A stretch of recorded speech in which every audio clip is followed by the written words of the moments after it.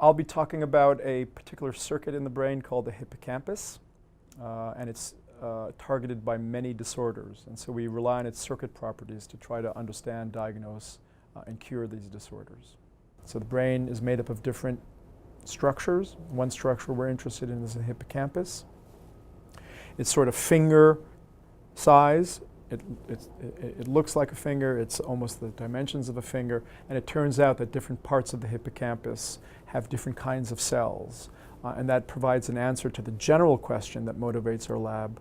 How is it possible that Alzheimer's disease, aging, and schizophrenia, all clearly different disorders, target the same structure? And the answer is that they target different parts of the structure.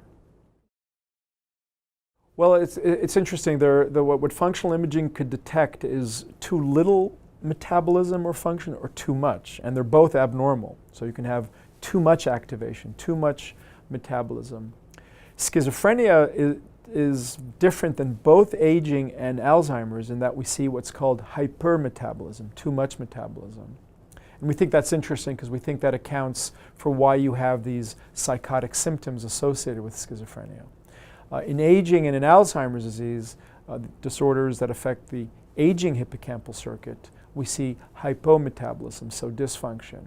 So the distinction between Alzheimer's and aging, and actually Alzheimer's, aging, and schizophrenia, besides the metabolism, is the anatomy. They target different parts of the hippocampal circuit. What functional imaging is teaching us is that for all these disorders, there's an early stage of what could be called cell sickness, in quotations.